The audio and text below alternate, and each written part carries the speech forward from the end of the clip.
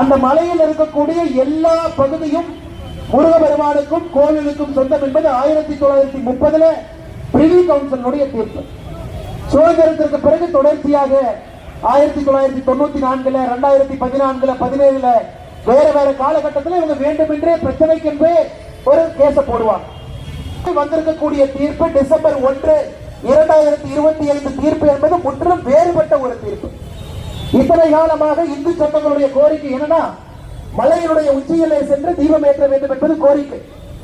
ஆனா இந்த தீர்ப்பில் ஜி.ஆர். சாமிநாதன் அவர்கள் சொல்லியிருப்பது, மலையினுடைய உச்சியிலே தீபம் ஏற்ற வேண்டிய அவசியம் இல்லை.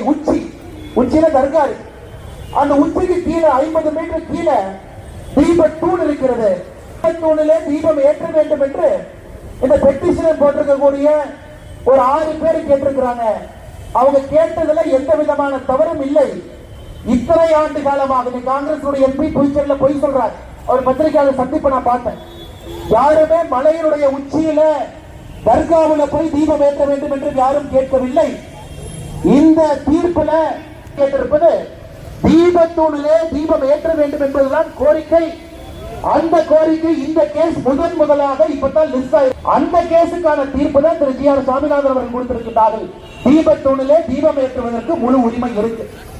அப்படி இருக்கும் பொழுது அரசியல் கட்சியினுடைய தலைவர்கள் மக்களை குழப்புவதற்காக எதற்காக பொய்யை சொல்லி உண்மையை திரித்து பேசி, இது முதல்ல வேறு கட்சி இந்த மாதிரி சொன்னாங்க, டிவிஷன் பெற்று இந்த மாதிரி சொல்றாங்க.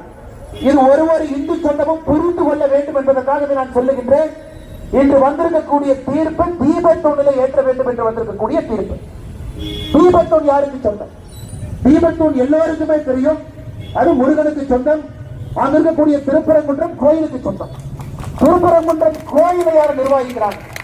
இந்து அறநிலைத்துறை. தமிழகத்தில் இருக்கக்கூடிய இந்த அறநிலைத்துறை, அரசு கட்டுப்பாட்டில் இருக்கக்கூடிய இந்த அறநிலைத்துறை நிர்வகிக்கிறாங்க. எந்த பிரச்சனையும் கிடையாது.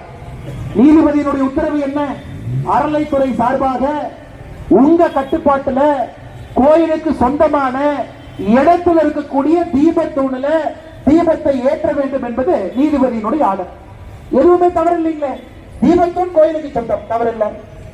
கோவில் இந்த அறநிலைத்துறை அவங்க நிர்வகிக்கிறாங்க சட்டத்தின்படி. அப்ப நீதிபதி இந்த அறநிலைத்துறை சொல்றாங்க, நீ போய் தீபம் ஏற்று. இதுல ஆச்சரியம் என்னன்னாங்க, டிசம்பர் 1 தீர்ப்பு கொடுத்த பிறகு இஸ்லாமிய தர்கா இருக்கிறவங்க அப்பீல் போகல. 2 அப்பீல் போகலீங்க.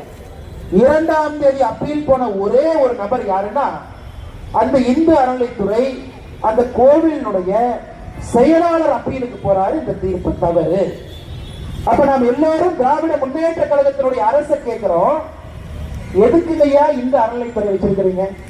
இந்து சொத்துக்களை பாதுகாப்பதற்கு, இந்து கோவிலை பாதுகாப்பதற்கு. அதாவது உங்க வேலை.